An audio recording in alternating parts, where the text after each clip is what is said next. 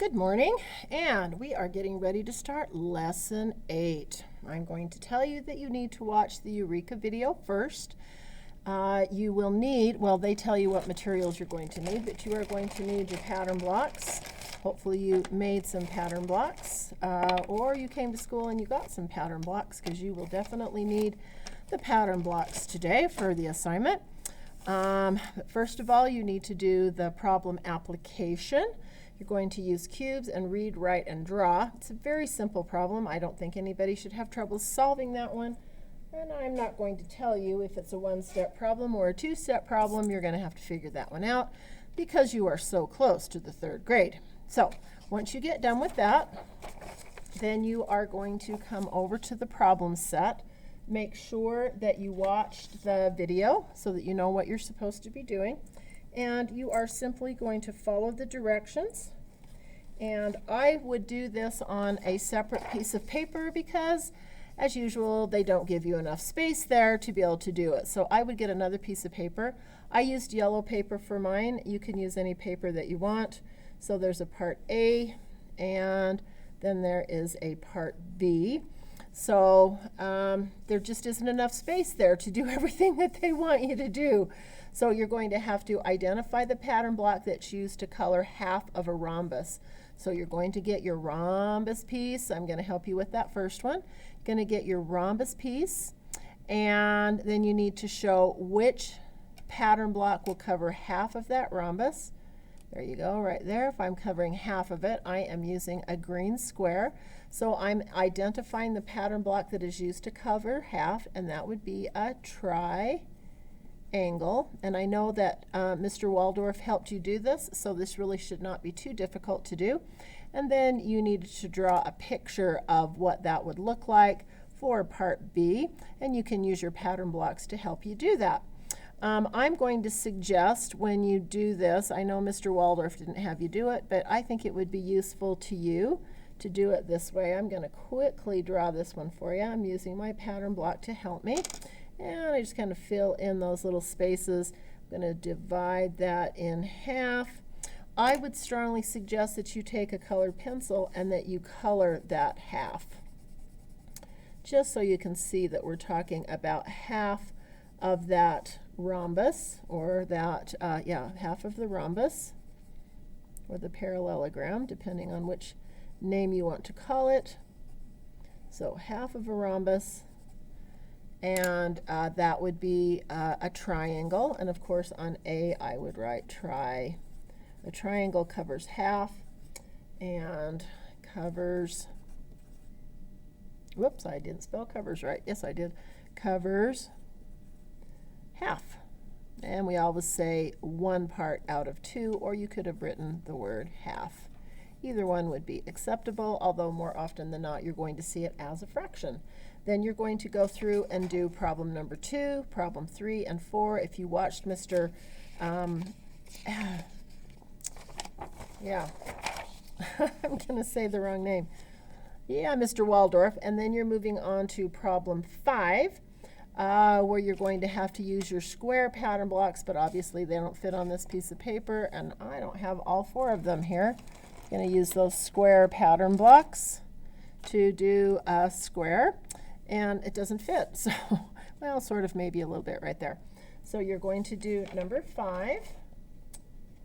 Okay, and you need to do 5A, B, C, D, and E. You're going to have to draw this pattern several times to be able to do that one. And then, of course, number 6 is also going to be using a hexagon. You're going to be using a hexagon for number 6.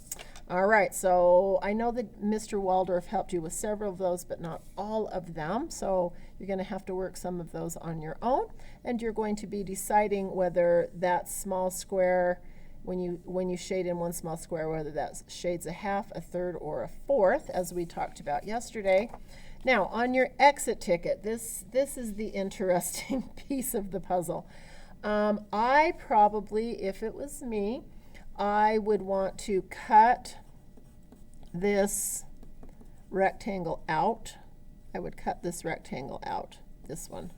Yep, I would cut it out, and then I would fold it, fold in half, And then you can draw a line right down the half, and you can see the pattern that is half of that rectangle. So I would fold it in half after you do it, draw a line right down the fold, and I think you'll be able to see exactly what that is. And then you're going to use the shape below to draw that shape, or if you'd like to, you can just tape it back in that space, or you can tape it down below, just so your teacher can see that you understand how you came up with the answer here to this problem right here for your exit ticket. So you can cut this out, fold it in half. You can either draw it if you'd like to, or you can paste that cut out one just down below, or tape it down below so your teacher can see how you figured out what your answer should be right there. Alrighty, and with that, I'm going to tell you that you need to pause the video. You're going to go back and work all of these problems, and then I will be taking you through step by step to talk to you about how you should have solved those problems. So pause the video.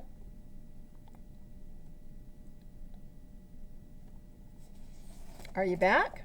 Alrighty, let's go ahead and look at our problem application. Remember, you were supposed to use cubes to help you solve this problem. The students were making larger shapes out of triangles and squares. They put away all 72 triangles, and there were still 48 squares that were on the carpet.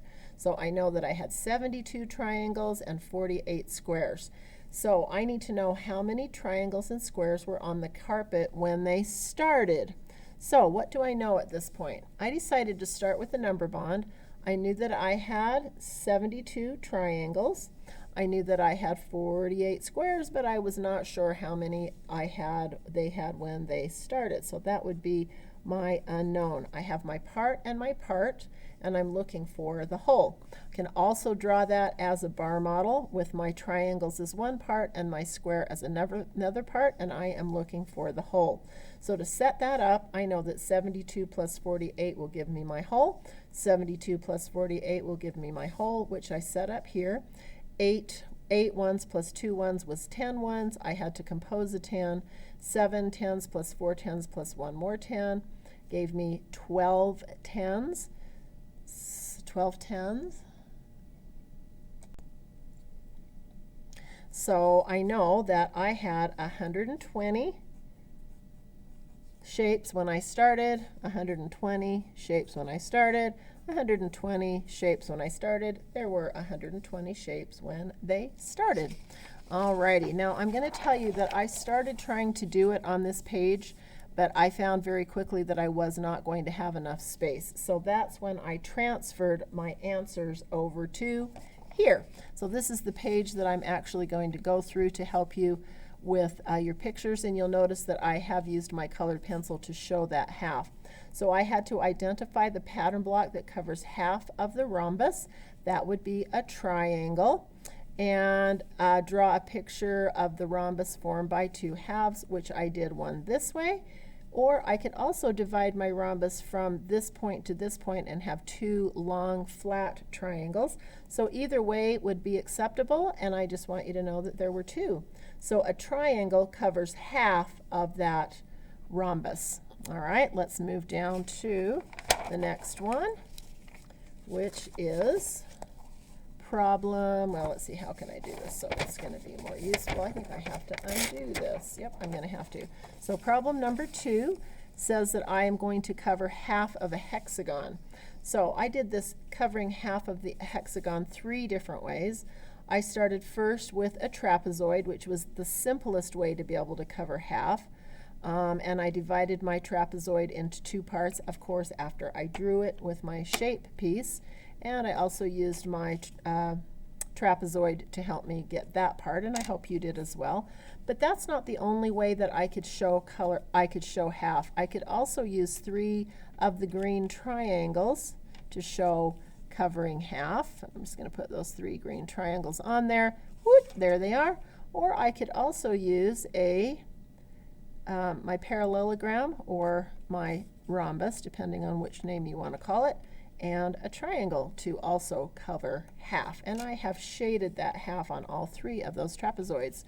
Or all 3 of those, they all make trapezoids, that's true, but I did use that to cover half of my hexagon. Okay, let's move on to problem number 3. So problem number 3 says that I am going to cover a third of a hexagon. So I have drawn 2 hexagons because there is more than one way to do it. I covered a third of my hexagon with one of my rhombuses. A rhombus covers a third. I could also cover a third using 2 green triangles, which I also showed that I could cover 1 out of 3 or a third of that rhombus with either 2 green triangles or 1 blue rhombus. Moving down to problem number 4. Let's see if I can push that up so you can see what's going on. I needed to cover a third of a trapezoid, so I traced my trapezoid. There it is. It was red. Trace that trapezoid. I actually traced it 3 times because I want you to understand that this could be a third if I colored the one that was in the center. If I colored this one that was on the side, that would also be a third.